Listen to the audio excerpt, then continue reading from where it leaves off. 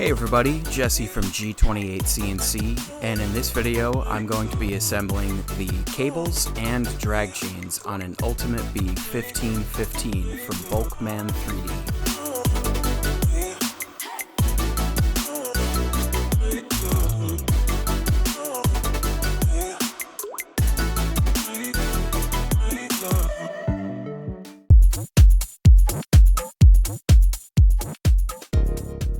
For this video, I'm going to break the wiring up into a few steps, and that's going to start with putting our longer cable on all four of the stepper motors. So we've got the Z, the X, and then the two Y motors in the back.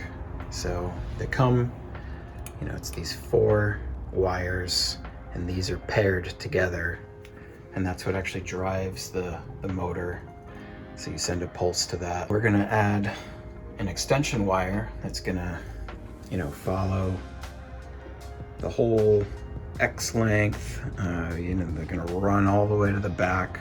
There's also a few tools that you're gonna need to do this. So there's two ways that you could do this. BulkMan supplies these little screw terminal pairs that you can screw onto this and then screw the wire to that. I'm not a huge fan of that. They're bulky. It's cool that you could unplug them if you ever needed to, but I prefer to just directly solder the longer cable right to the motor, heat shrink this braided material around there. So if you're gonna be soldering, you're gonna want some wire strippers. Don't need to go fancy. I have had this set of wire strippers since my sophomore year of college, and they've been awesome. I'm guessing that you could probably buy these for like $6 on Amazon. I'll find a link to this exact pair and throw that up. You're gonna need some scissors for cutting the braided material, as well as heat shrink. If you're soldering, you're gonna need some sort of soldering iron. You don't need the one with the hot air gun, but it is nice because we're doing heat shrink. Gonna want solder. I can't find my nice huge roll. I probably brought it to work and left it there, so I had to run out and buy this. I've got this set of helping hands. This is a really cool one. I like that it's, this flexible, move it around where you need to go. You could definitely do all the soldering you need to do without this, but it makes it so much easier. So I'll also throw a link to this. I picked this up when I did my Queen Bee. Made it a lot easier. I also have this stripper, which is great. You don't need it for this step. On some of the other things, I use this frequently, but I'll throw a link to that up there. I also have this little Bluetooth label maker, and these little wire labels. These are all labeled by BulkMan, but they had like a grease or an oil on them, and they kept falling off when I did my Queen Bee. So I actually liked labeling both ends, because once you get this all soldered up and it's running through the drag chains, kind of lose track of what wire is what. So once I solder it on, I label the other end so I can quickly identify what's what when I go to actually put this into the control box. Multimeter, not required, but again, nice to have. If you're having problems, you can check continuity and things like that. One more thing here. Here's our assorted heat shrink. Doesn't matter the color, it's more the size that's important. So we've got our huge bundle of cables here. I'm just gonna open this up. So like I've said, BulkMan has labeled all of these. We've got our Z-axis, it's 2 wires, we know it's going to be for our limit switch. We've got our X-axis, 2 wires, it's going to be a limit switch.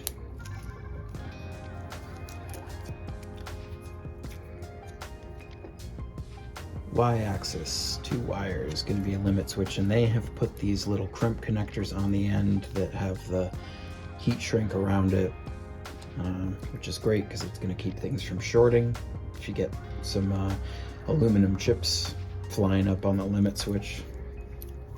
Cool, so we got those, and our 4 stepper motor wires. These are labeled and they are not the same length, so you're going to want to pay attention to what's what here.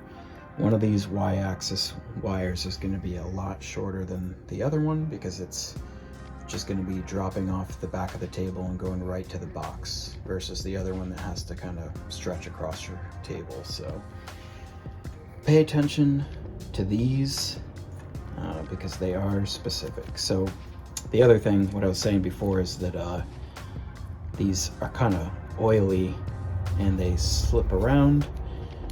So at some point, I'm almost positive that you're gonna slide one of these off and lose it and not know what wire's what. So that's where the printer comes in, so you can print your own label, and it's nice and bright. All right, so now I've separated all of my wires out, bundled them up, left a little bit of play in there so I can just set that down and do what I need to do. Got all of the stepper wires over here, got my limit wires over here. Method 1, you're gonna use these little screw terminals. I'm not into it, but if you're in a rush or you're not good at soldering or you don't have a soldering iron, whatever the reason, these are going to be really easy. When you unscrew that, it drops that piece down, put your wire in, tighten it up, and you're good to go. So we'll just loosen all of these up, put each one in, and tighten the screw.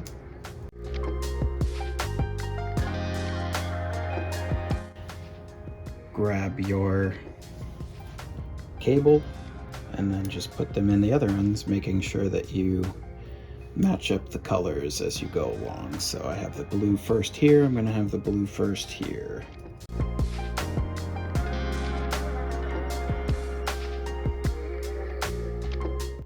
Wow, yep, that was super easy.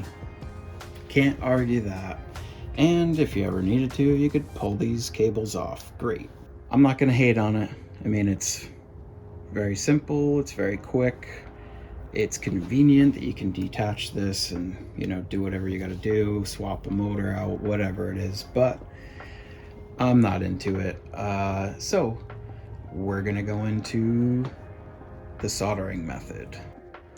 All right, so I'm not gonna lie, prepare you for what's coming. We have to do a lot of prep work to solder these and have everything be nice and kind of compact and not shorting out on each other.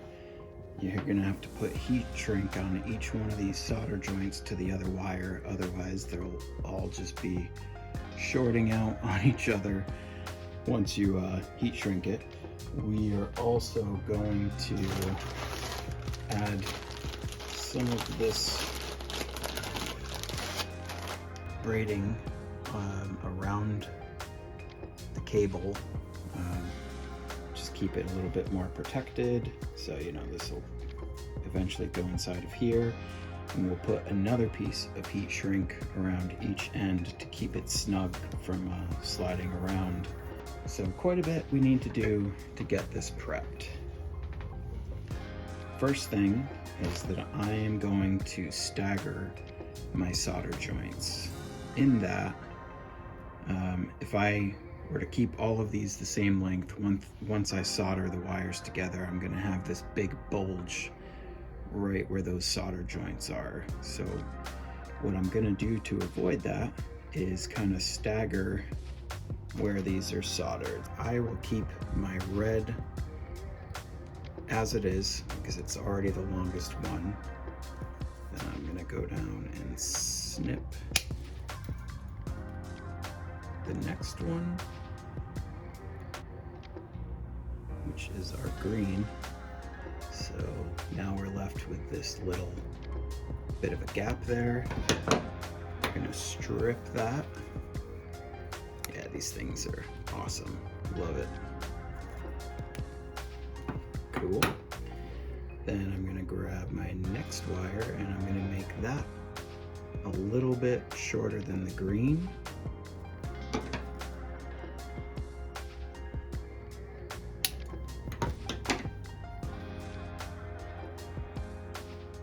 That's the blue. Strip that.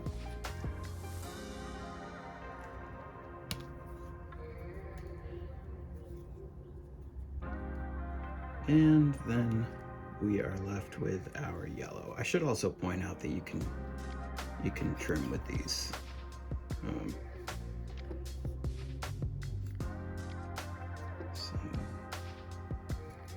Almost cut the green one. It's so funny taking video at the same time of like trying to focus on something. You're like, don't do this, and then you straight up do what you just said not to do. All right, so let's see what we're left with. We're done stripping here. Let's see if I can get these in order by length.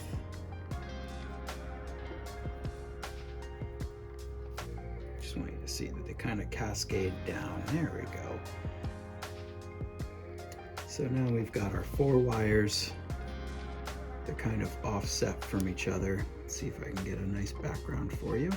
And this is just to avoid this being one big bulky kind of area where they all get soldered together.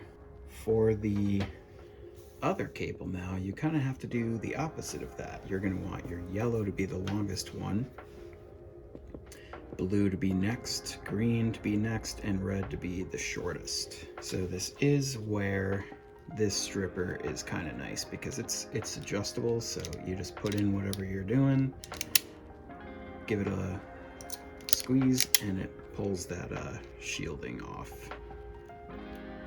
or the insulator off, I should say. Wow, look at that.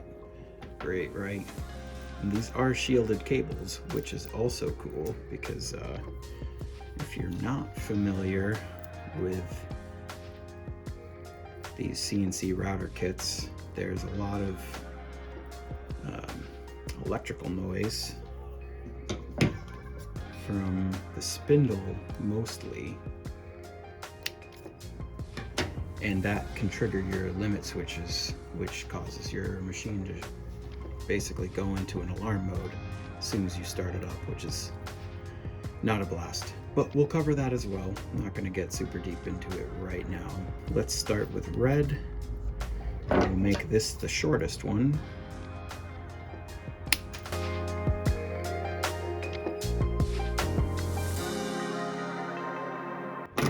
All right, so we're left with kind of an inverted version of what we did.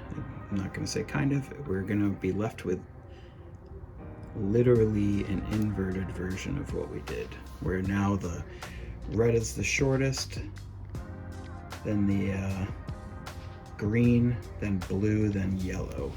And that's because they have to reach each other and land in the right spots. So we've got that all set. I think it'll become a little bit more clear once I actually start soldering these. So now, before you solder, you need to remember to slide on a piece of heat shrink onto each one of these wires. So the next tip I'm going to give you is that you don't want to put the heat shrink on the short pieces. So you kind of have to go back and forth, because if you're on the short piece, when you solder, let's say I put the heat shrink on this red one, when I go to solder it, the heat from the soldering iron is gonna shrink the heat shrink onto this piece, and it will have been pointless. So you're gonna choose the longer of the pair to put the heat shrink on. So in the case of the red, I'm gonna put the heat shrink on the long wire, solder these together, slide the heat shrink back into place, and warm it up to shrink it down. So when cutting your heat shrink, you're gonna want it to be long enough to span the gap of the wire, so all of the wire that's exposed is now gonna be covered, and then add a little bit of extra, because you have to remember that this isn't just shrinking in a diameter, it's gonna shrink in length as well.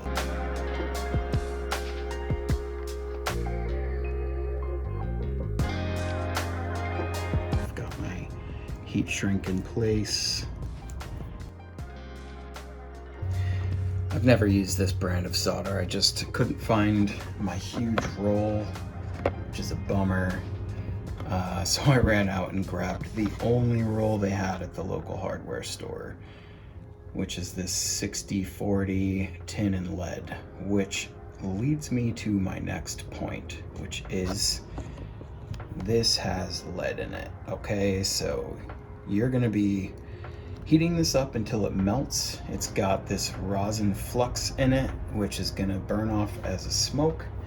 You're gonna be handling this with your hands. So if you're not wearing a pair of gloves, word to the wise, wash your hands like a couple times before you go eat, or before you smoke a cigarette, or whatever it is that you're doing. Just don't touch your eyes or your mouth.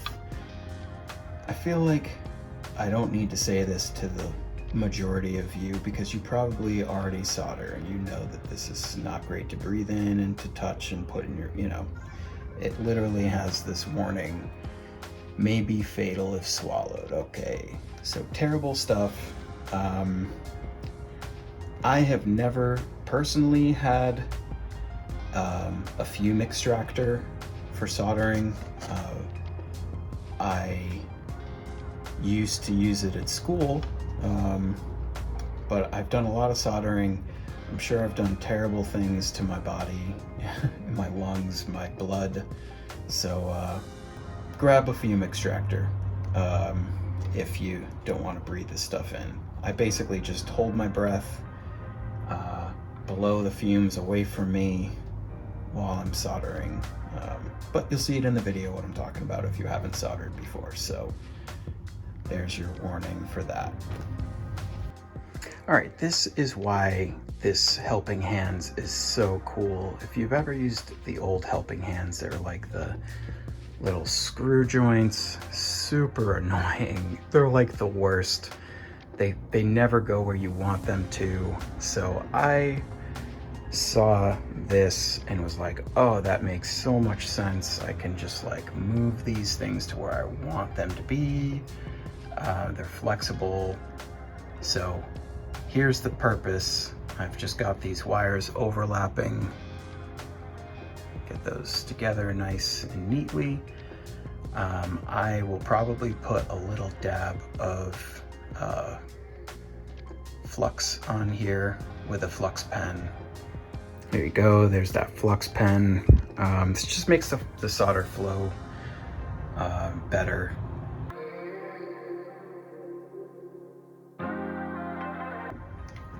All right, now we're just gonna do the same thing over and over until we've soldered all of our pairs together.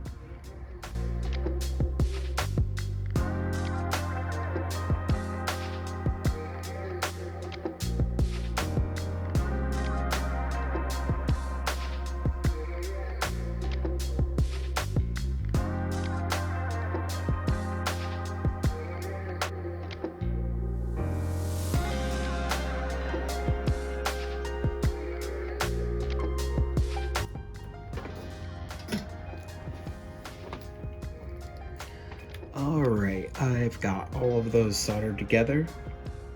Just gonna give it a blast with the hot air to shrink all of these up.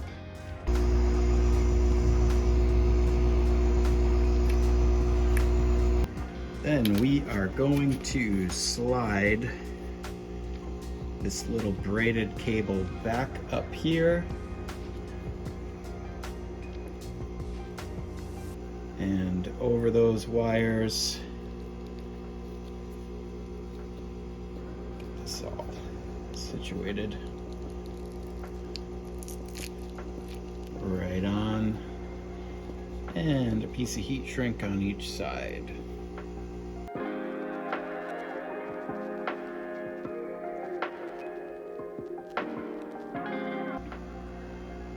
Cool. So that's what we're left with, this kind of nice little covered up contained thing. It's got this in there, acts as a little strain relief. So we're gonna do the same thing for the other 3 motors that are left. Next, we're gonna wire up our limit switches. So there's 2 ways to wire these. You could use the normally closed or normally open. I started on my Queen Bee as normally open and found that the limits were getting triggered by the spindle. So after doing some research, I found that the normally closed is a little bit more robust against that electrical noise. Each axis is going to get a limit switch X, Y, and Z. And to put this all together, you have this little mounting plate, the actual limit switch, this flat cap screw, and a sliding T-nut to attach the limit switch to the extrusion, and these 2 smaller screws to attach the limit switch to this little plate here. And then each axis also has the limit switch cable, which is just 2 wires inside of this shielded cable. I'm gonna do my X first. These are labeled on this little sticker here. So I know that I'm gonna be using the outside connectors, and we will see how these stay on in this case. Yeah, I don't know if you can see that, but this has a tendency of wanting to come off. So one thing that you could try while you have this off is to actually crimp this on a little bit better so they stay on to those connectors. All right, so now I have the Z all the way to the right hand side of the machine because I want my machine to home to the right and to the back. So I have left a little bit of space in between the Z and this C-beam here because the mounting brackets for the spindle are going to stick out, and when this drops down I don't want it to collide with this. And once you mount up the limit switch, you can adjust where that is. So you know, you don't need to go crazy like, how much space do I need here? Once you get the spindle mount on here, you can adjust where this limit switch is going to hit. All right, so I want this switch to be, you know, over here, and I am gonna mount this little bracket up underneath with the slot, the larger slot, coming out this way so that I have access to adjust this as I need. So I'm just gonna put this on, lining these 2 holes up with the 2 kind of slots on the other side, and get that started. It's a tight fit here, so be prepared for that.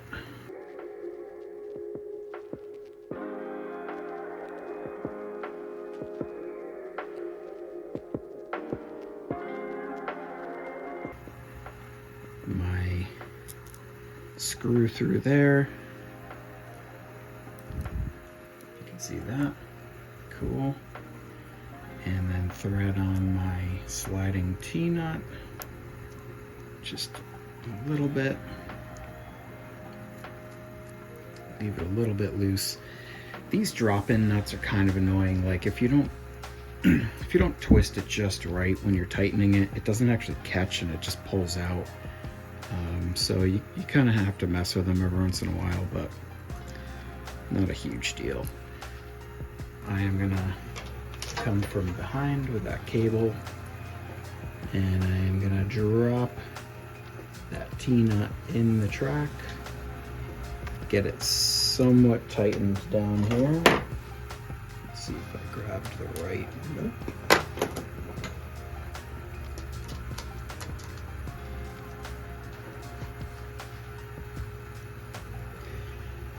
All right, so I've got this somewhat tight here.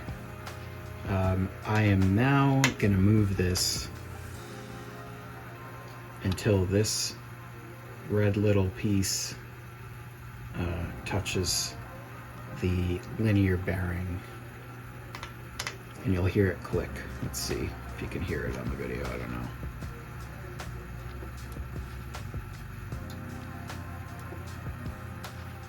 I don't know if you can hear that, hopefully, but I'm moving it until it just clicks, and then I'm gonna tighten that down. So now I know that when I go to home on this, I'm at least gonna be, you know, a finger width away from this C-beam here. The Z, we are gonna mount up with the switch pointing to the back and down. All right, and I want the plate to be facing up, you know, with that slot facing the top, so I can slide this up and down. So we'll get that going here.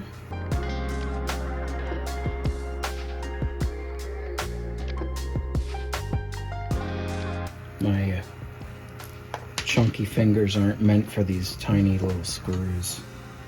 Got these sausage fingers here. I mean, you want this kind of tight because you don't want the limit switch to be spinning on this plate or have any play in it, you know. All right, same thing. We're gonna grab our screw, put it through that slot, and get our T-nut started here. We're now gonna put this into the track and get that kind of loosely tightened in place.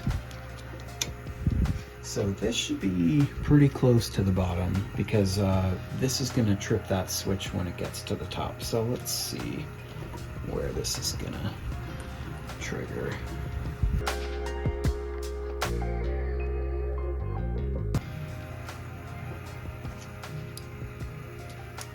All right, so I'm just gonna lower that a little bit. I think down to here. What you're just trying to avoid this back part of the plate from crashing here. So I think we'll leave a little bit of space and then move the switch up into it. Yeah, that's a little bit too close for comfort, so I'm just gonna drop it down and then I'll loosen the switch, move it up to it until it clicks, and then call this one a day. I think that's cool. So now if I lower this and then bring it back up, you should hear it click. And when it clicks, I've got probably, I don't know, a couple millimeters of clearance in between the plate on the Z and the plate on the XY, or XZ I should say. All right, I've got my last switch all set. You're gonna notice that the cable for the Y is very short, so that's gonna come off of the left side of your machine, and you want this little roller on that switch to be kind of lining up with the track here, because that's gonna catch the bearing on the Y. Sorry it's so dark back here, but I do not have a light that goes all the way back here. So I recommend starting this forward a little bit and adjusting that, because you have to remember that the plate comes about an inch farther back than the bearing that rides on here. So you know, you've got the whole plate here, and the bearing is like an inch in front of that, so it should be cool there. All right, next we're gonna be wiring up the connector for the spindle.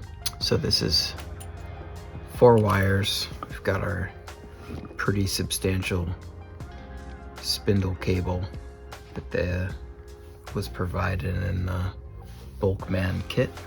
So let's first unscrew this. If you hold the white piece and then turn this back piece, this actually just unscrews right out of there. I don't know if I can get this in focus for you, but there are numbers on these. And these are solder wells. So, you're actually gonna stick the wire inside of that and solder those wires in. They're numbered 1 through 4. And you're gonna wanna take note of those numbers and where they're at. Also notice that the numbers are on the front end here. 1, 2, 3, and 4. So the convention that I used is that 1 is gonna get the red, 2 is gonna get the blue, 3 is gonna get yellow, and 4 is gonna get green. And you just have to know where these are when you wire it. Cut this back a bit so I can get, yeah, I think I kind of remember having to do this on my queen bee. I'm just gonna cut backwards down here.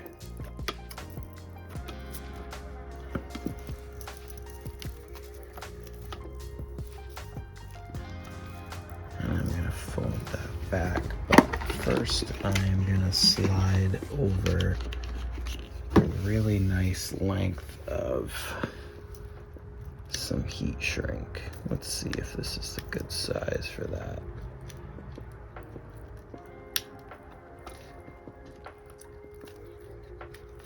Yeah, I think that's great. So I'm gonna come down and pull this. I've got some heat shrink on here. I'm pulling it way down. And then I am gonna flip this down so I can put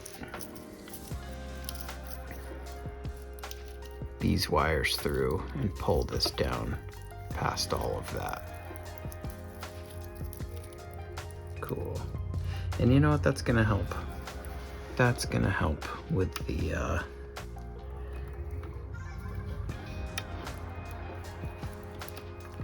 let's just come at this from 3 directions here. These helping hands are awesome. This is definitely the coolest pair of helping hands I've ever had.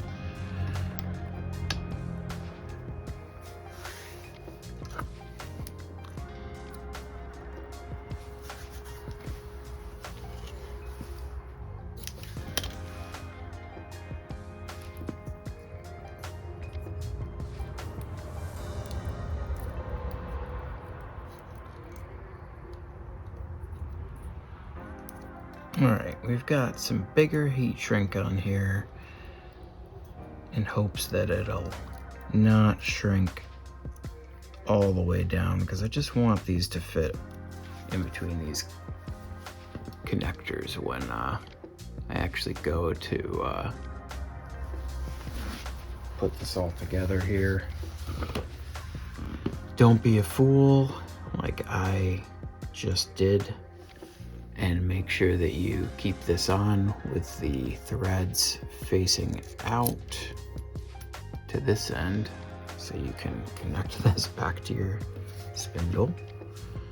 All right, let's get this lined up again. All right, we are gonna do green, yellow, blue, and red. So we're going 4, 3, 2, 1.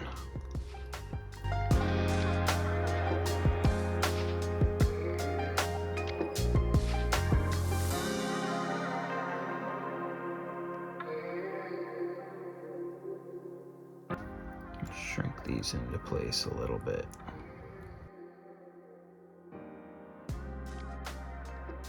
I'm gonna pull this up, and I'm gonna gonna shrink that in place because I am super tired. I got a tug test pass. We're gonna shrink this.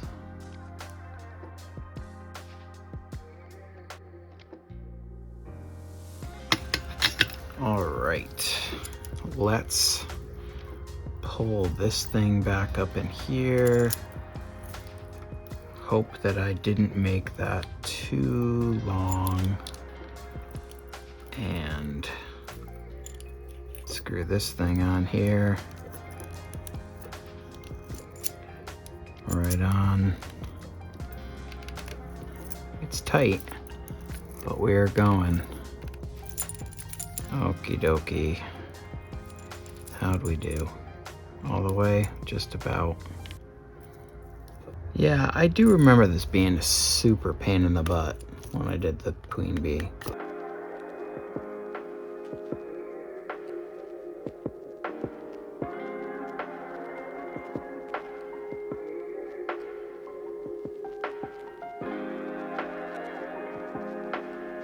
Yeah, that looks better.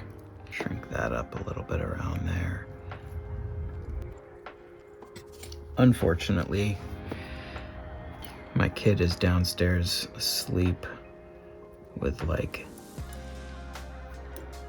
the flu or something. I don't know what it is, but he's not having a blast, so I don't want to wake him up. That's kind of why I'm like half whispering here. It's been a rough week.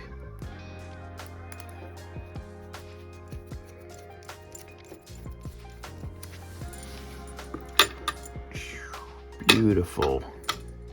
Highly recommend the multimeter. I think if you're building a CNC, it probably means that you already have one anyway, but it might not. So let's just double check this. One should be red. So we're grabbing the other end of the cable here. I've stuck one of my probes into one, and we're gonna hit the red and it should beep. And I'm gonna hit the other ones and it should not beep. And if it does, we have a problem. Double check it again, and red should beep. Cool, so we're good there. 2. I should get a beep on blue. Awesome. I should not get a beep on anything else. We kind of don't need to check all these.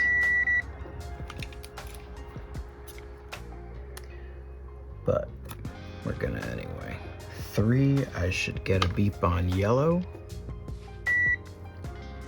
I do, which is cool. I should not get a beep on anything else. And 4, beep on green. Awesome. And we already know that I'm not gonna get a beep on anything else because we already checked, that was green again. I already checked everything else, so that is it. So the first thing I'm gonna do for the next step here is to just open up this coolant line. It's for the water-cooled spindle. If you grabbed an air-cooled spindle, you don't need to worry about this, but I am just gonna make this into 2 equal lengths, so I'll put these ends together and then I'll just work my way along this, keeping them side by side until I get to the end. And I'm trusting that they gave us enough here, so I didn't measure this beforehand, so you'll live along with my failure here if this was the wrong choice. But I've gotten to the end. I'm just gonna slice this in half. Cool. All right, so it turns out that cutting that tube in half that came with the kit was not the right choice because we are a little bit short here, which is a bummer. think you could make this work if you stood your water tank up higher. I don't want to do that. I'm going to put it on the ground. So I picked up this talons kit. That's the 5mm by 8mm TPU tube. This looks identical to the tube that came with the BulkMan kit. And I'm just going to use these little, you know, NPT fittings that came with it to join these up on the side to get the extra distance that I need. So if you cut your tubing just like I did, you could do that, or you could just not cut the length of tube that came with it and order another length of tube and just, you know, run a single solid tube. Well, I should say 2 single solid tubes, because I don't know how these fittings are going to hold up to liquid. Water is a little bit different than air, and you know, it tends to find its way out of things. So we'll see. I think it might be fine, but hopefully it doesn't leak. One of these lengths is going to be the supply of water or whatever coolant you're using, and the other is going to be the return. And these are eventually going to hook up to these 2 barbed fittings. All right, next for drag chains, the first thing you're going to notice is that these drag chains are too short to make it the full length of each axis. You know, if I've got this lined up here, that's gonna end pretty early. So the 3rd drag chain, you have to take apart, and you're gonna add that section to each one of the other drag chains. So I counted this out. This is 20 sections. I am gonna take 10 and use them on the X, and I am gonna take 10 and use them on the Y. All right, so we've got our handy run-of-the-mill flat screwdriver here. I'm just gonna count 10 in. 1, 2, 3, 4, 5, 6, 7, 8, 9, 10. And I am gonna stick that screwdriver in.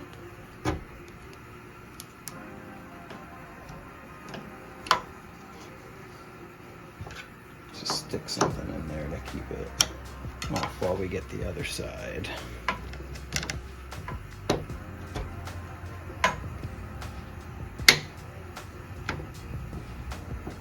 Wow, these ones are pretty intense, but yeah, kind of just felt it click out. Do the same thing over here. Cool. All right, next I'm just gonna take this end off of here.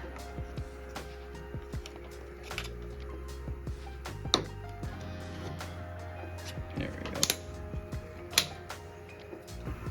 All right, and the last thing you're gonna wanna do is pop this end back on, but you want to flip it the opposite way. So this normally would be going this way, but you want to have it connect this way so that when this rolls up, the bottom of this is flat. Well, these are a lot beefier than the Queen Bee ones.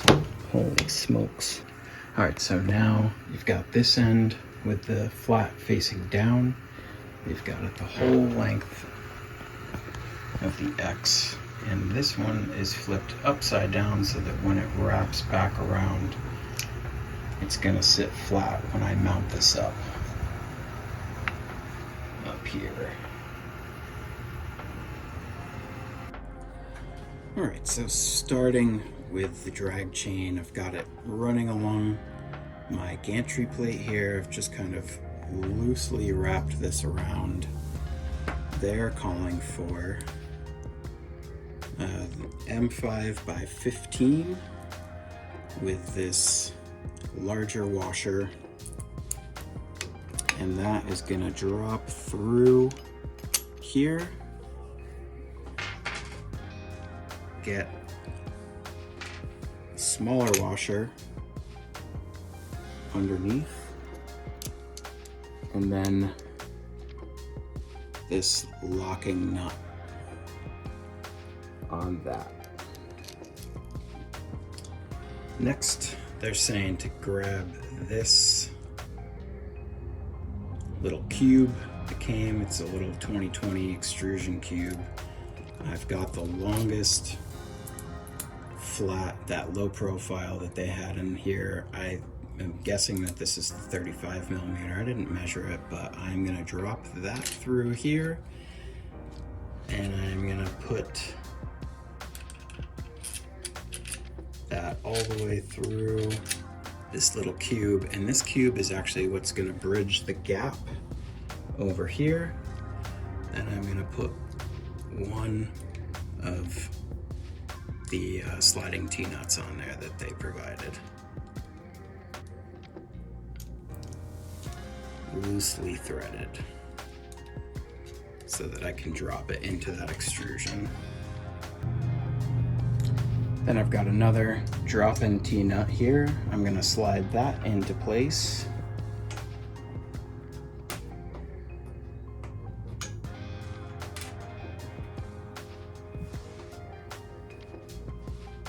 Got another washer. Go through that. Move this T-nut into place on the other hole and drop this into that. And tighten. If I can get it to catch. There we go. Cool. Alright, this is where this little Bluetooth printer comes in super handy, because once you start bundling all these cables into the drag chain, you're not going to have any idea what is what. So I'm just going to print these. You can purchase these little wire label wraps right from the same company that this is from. I grabbed this from Amazon. The printer was like, I think $25 to $30 when I bought it. I'm not sure how much it is now, but I'll find a link for that. Label up my cables. I've got my Z motor here. So I'm going to put it close to the end so that I know what's what. Wrap this around the other end. Fold this in half. Look at that, how easy is that? It's great. So now I know I've got my Z motor cable right here. Awesome. Awesome, got my Z limit. So now I've got this chain in place. The next thing to do is just start popping these open. All right, popping these off of the drag chain is a bit of a task, but I have found that if I come in here with this adjustable opened up just enough, I can put it over it and twist it, and those actually pop right off. That's pretty cool.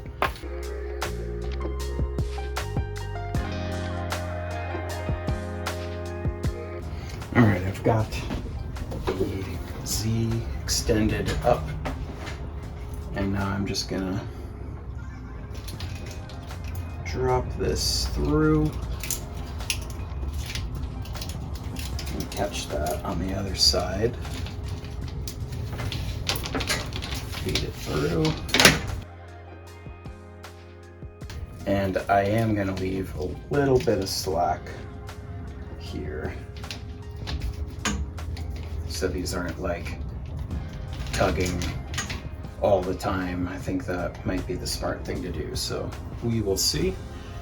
Then I'm just straight up gonna lay this in this track and reach to the end here. Gonna do the same with the coolant and the spindle cable that we built previously.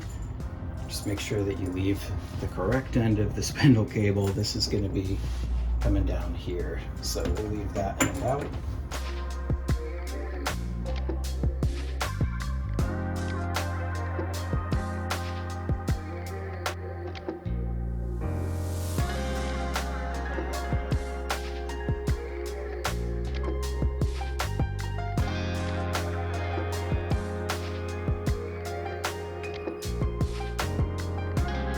At this point, I'm just gonna do a little bit of zip tying, nothing heavy. I just don't want these to get yanked out.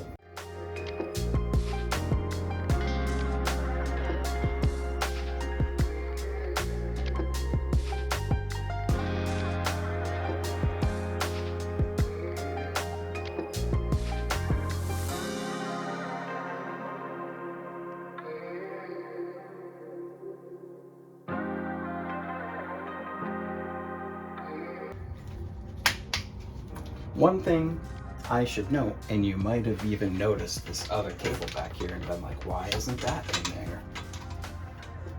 This is the X limit, and they intended for you to mount the X limit up on this side of the machine, but I have become so accustomed now to having the back right of my machine being my limit home that I don't really want to have to change things back and forth between the two machines. My Queen Bee is right there, and this is right, right next to it. So I'm just going to keep that, and I am going to run this cable for the X limit into one of the channels of the extrusion. So now, if I grab this and move it, this whole assembly should move right along with it. Let's just double check that.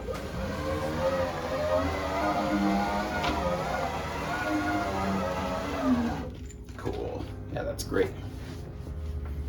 The next thing I'm gonna do is take this little extrusion channel cover.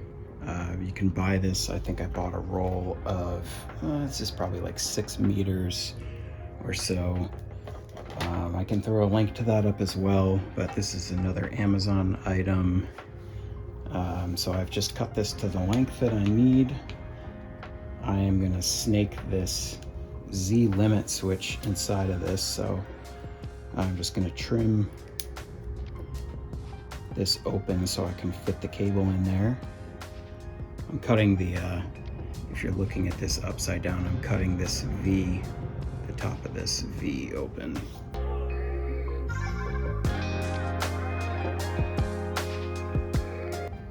Then put my cable in there.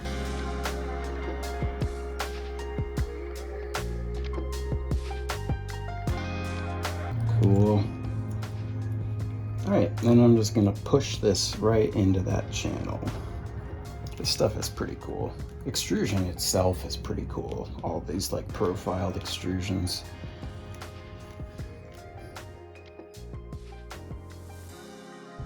Because it's awesome. All right, so I'm actually gonna slide this whole thing down a little bit. So I have this taken off here. And I'm also going to flip this around to the back end. And lastly, I'm going to grab a zip tie.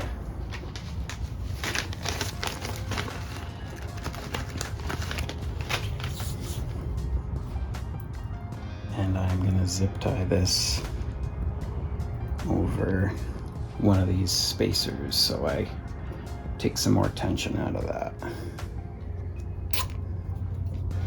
So I'm just gonna leave like a little bit of a gap here so that you know, that can bend freely. Cool. Way better than having this just like freely dangling. You're not gonna need 6 meters of this stuff, so I mean, it's so cheap. I think 6 meters was like less than 15 or 20 bucks. So worth it just to have it, because I'm also going to use this on the X limit in the back channel. All right, so I'm going to do the same thing with the X limit switch that I just did with the Z and this extrusion channel cover. I've cut this to length. Now I need to slit that open on that V.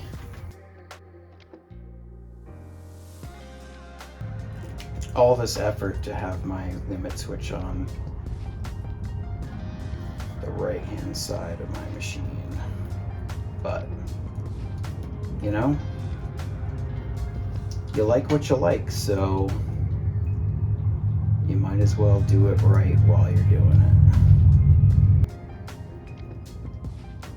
Shoving this in here. Yeah, I mean, I'm already psyched with my decision. I think this was 100% the right decision here. I just, like, you don't want your cables popping out while it's moving, you know? Oh man, can you imagine? That would just be awful. Your limit cable gets pulled into the spindle or, I don't know, something stupid.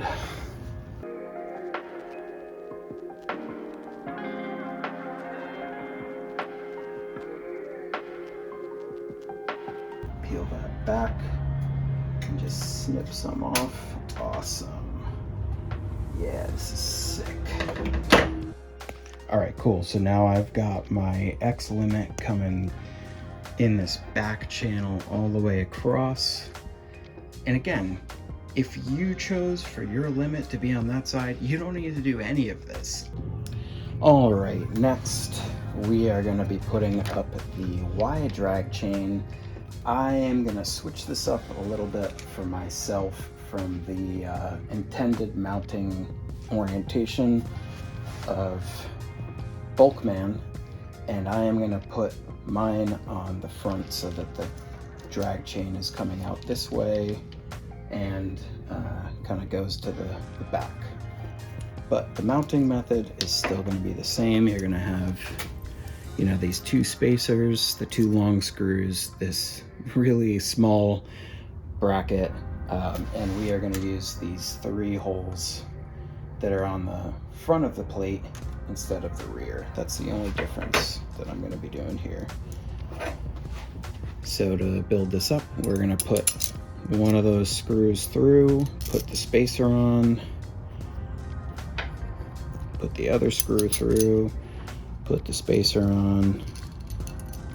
All right, I'm going to flip this upside down. It's going to kind of present it right to the opening for me.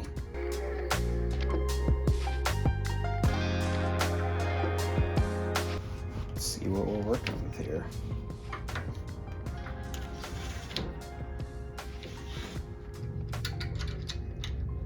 Is that even going to fit in that hole? Oh my lord. All right, so yeah, okay. Just picking the inner hole on here, and I'm going to drop that in the center of this 3 set of holes here.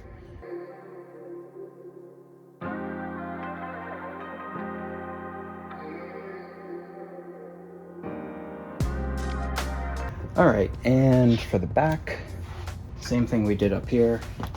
We've got our 2 short low profiles, 2 twist-in T-nuts, and I've got my 2 washers so that these heads don't pull through the drag chain. And we're just gonna drop those in the back and tighten down.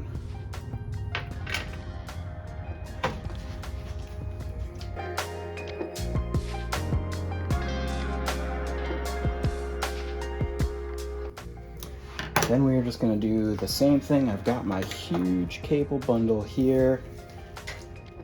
Pop a couple of these off.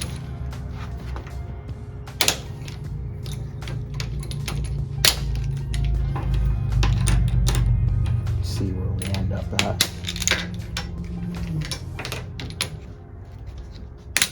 Yeah, this adjustable method is awesome. I'm digging it.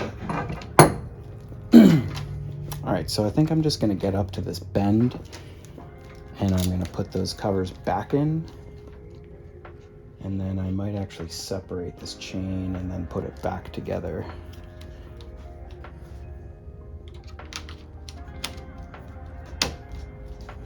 Cool.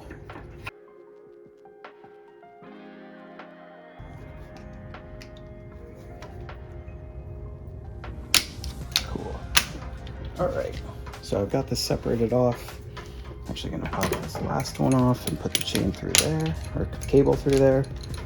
Awesome, put that back on. Then I'm gonna pop these off, start feeding them through, and reconnect that.